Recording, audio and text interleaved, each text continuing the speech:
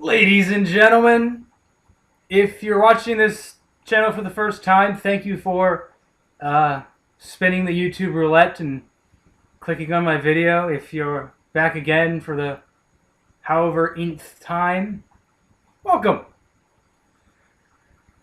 So, there are a lot of styles of games out there. However, one of the most popular, increasingly popular, and you could say it needs to die, some people could say it doesn't, is the game set in a post-apocalyptic setting. A lot of people don't like these games, and a lot of people do. Sales number shows that a lot of people like this setting, no matter how bad the actual game might actually be. And why is that? Why is it that whenever I see a game that's set in a post-apocalyptic setting, I go, I want to play that game? I think it's because it's so open-ended, to be honest. I mean, you could say, sci-fi is really open-ended, and yes, it is. But aren't all sci-fi settings really similar in the end? It's like there's the robot race and the human robot race, the android race, if you will. There's the bug people and the sexy blue chicks. And they don't really change it up that much. And you can also look at high fantasy as being very similar. There's orcs and humans and dwarves and dragons and elf chicks. You see a common pattern here. Hot chicks. But, disregard that. The reason I personally love the post-apocalyptic setting is for that reason that the other two don't have. Is that you can change it up and make it your own. You give me two post-apocalyptic games from different publishers and different development teams, and they will be very different in the world. Fallout is a different post-apocalypse than Metro 2033. A game for which the sequel of I am so excited for. If you have not played the first Metro, go do it. That is the right way to do a game. Especially a sort of new IP. It's a book adaptation, but let's not talk about that now.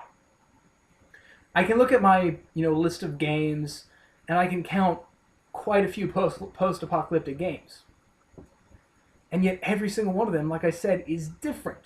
They all have sort of a very similar vibe to it. There is some sort of disaster, be it a plague or a zombie apocalypse or something. And granted, those two splinter, but from there you have even bigger splinters. Like you look at the post-apocalyptic splinter. The stuff that happens in Fallout seems like, with the right application of radiation, might just be possible. Super mutants and ghouls.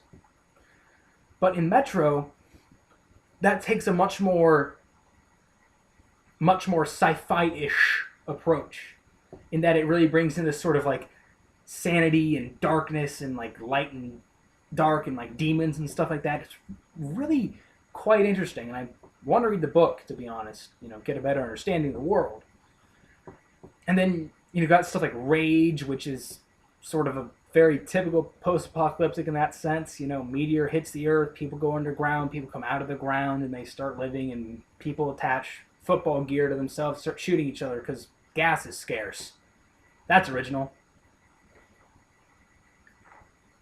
But it is, in its own way. Rage is different from Fallout in that Fallout is different from Metro. And they all sit atop their own pedestal in their own way. Now you can judge each of these games by their own merits. Fallout is a very big open world. Rage claimed to have an open world, but it was sort of, you just drive from here to there and And then Metro was linear, but in a way that worked, because it was more of a horror game in the end. And so I don't want to see a developer stop making these styles of games. I love post-apocalyptic games. I think there will be a point where it reaches that oversaturation in which you're going, oh god, not another Junkyard Explorer. But I don't think we're there yet. Not for me personally. I hope you haven't reached it yet either. It looks like there are going to be a lot of really good games that use this post-apocalyptic setting to be itself. And that, I think, is the best part about post-apocalyptic games. They each have their own self. Every game should. But I think post-apocalyptic games tend to have that art style, the storytelling mechanics, the weapons, the characters that really make it its own. But that's how I think. Maybe I'm just crazy. I hope not. Or maybe I am. Who knows? Maybe I'm a couple thousand pixels away from being in a post-apocalyptic game myself. Who knows? Thank you very much for tuning in today's video, ladies and gentlemen. I changed some of my camera settings, but I don't know if they'll stay. Maybe they will, maybe they won't. But as always, thank you so much for tuning in, and I shall see all of you later.